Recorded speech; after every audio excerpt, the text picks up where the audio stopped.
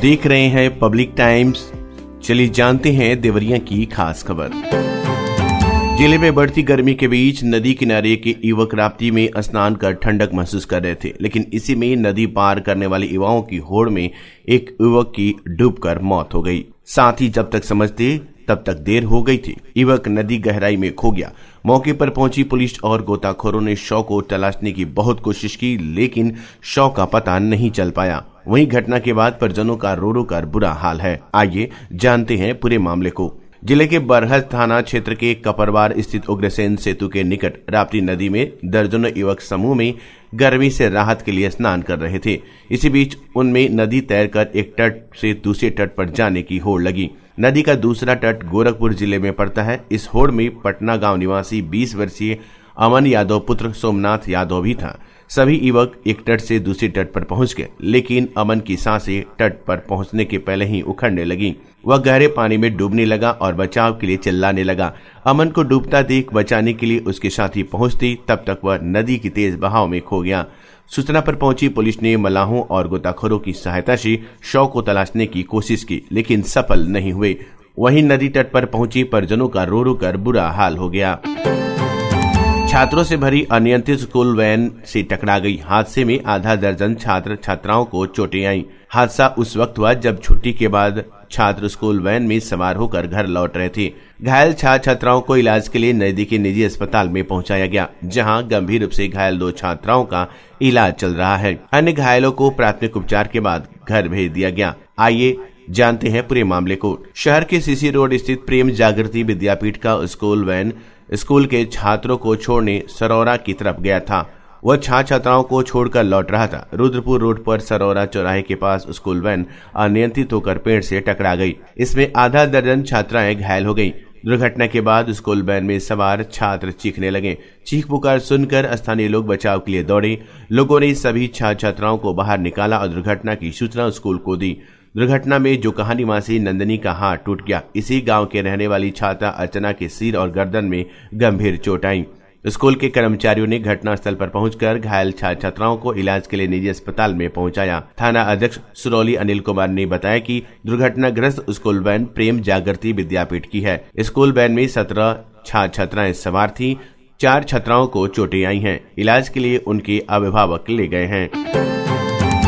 देवरिया शहर के उमानगर में मंगलम मैरिज में प्रबुद्ध वर्ग सम्मेलन को बतौर मुख्य अतिथि संबोधित करते हुए एमएलसी देवेंद्र प्रताप सिंह ने कहा कि इस बार लोकसभा चुनाव में पार्टी के प्रति जनता का भरपूर सहयोग मिल रहा है, जिसका कारण है प्रधानमंत्री नरेंद्र मोदी का कुशल नेतृत्व और पूरे होते वादे। पिछले 10 वर्षों के कार्यकाल में पूरा विश्व में भारत का सम्मान बढ़ा है। हमारा देश बहुत तेजी के साथ आर्थिक रूप से मजबूत हुआ है। प्रदेश के मुख्यमंत्री योगी आदित्यनाथ के नेतृत्व में अराजकता और गुंडागर्दी पर लगाम लगाया गया है। सदियों की प्रतीक्षा के बाद करोड़ों लोगों की आस्था के केंद्र भगवान राम अयोध्या के भव्य मंदिर में विराजमान हुए हैं। जनता में अति उत्साह है। आज सनातन संस्कृति का झंडा पूरे विश्व में लहरा रहा है। इसका उदाहरण है आबू धाबी में निर्मित मंदिर। बदलते भारत में एक नई चेतना का जागरण हो रहा है। हमारे लिए राष्ट्र प्रथम है और इसी विचारधारा को लेकर हम राष्ट्र हित के कार्यों को करते हैं। देश के यशस्वी प्रधानमंत्री नरेंद्र मोदी का सपना है कि 2047 तक भारत एक विकसित राष्ट्र के रूप में स्थापित हो। भारत की सैन्य ताकत तेजी से बढ़ी है। उन्होंने सभी से अपील करते हुए कहा कि आगामी 1 जून को अपना वोट राष्ट्र हित में अधिक से अधिक देने का कार्य करें और देवरिया से भाजपा प्रत्याशी शशांक मणि को मजबूत कर देश के संसद में भेजने का कार्य करें।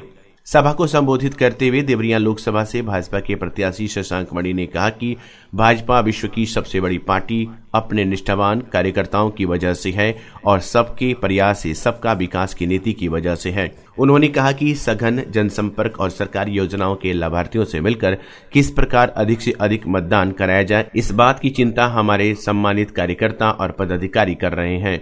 पार्टी की हर कार्यकर्ता गांव-गांव और घर-घर जाकर लाभार्थियों से संवाद करे तथा लोकतंत्र के इस महापर्व में मतदान के प्रति जागरूकता लाकर प्रत्येक मतदाता की उपस्थिति में सुनिश्चित करें।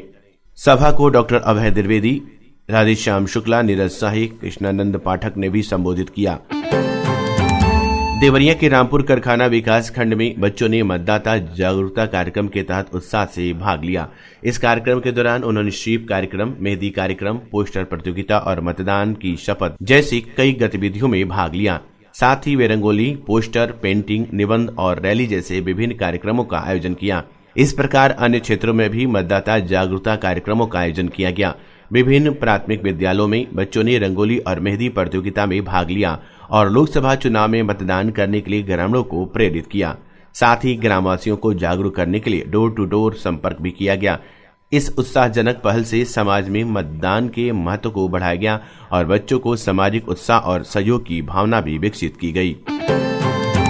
देवरिया शहर के उमानगर दक्षिणी निवासी अधिवक्ता अवनीश कुमार सिंह पुत्र स्वर्गीय सुभाष सिंह सिविल कोर्ट में वकालत करते हैं। रोजाना की तरह शुक्रवार की सुबह करीब 7:30 बजे अपनी बाइक को राजेंद्र बाबू गेट पर खड़ी कर अपना कार्य करने चले गए।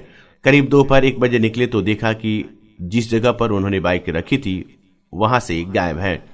काफी खोजबीन की लेकिन पता नहीं चला। उन्होंने कोतवाली पहुंचकर अज्ञात चोर के विरुद्ध तहरीर दी है। कोतवाल वेद प्रकाश शर्मा ने बताया कि तहरीर मिली है, जांच कराई जा रही है।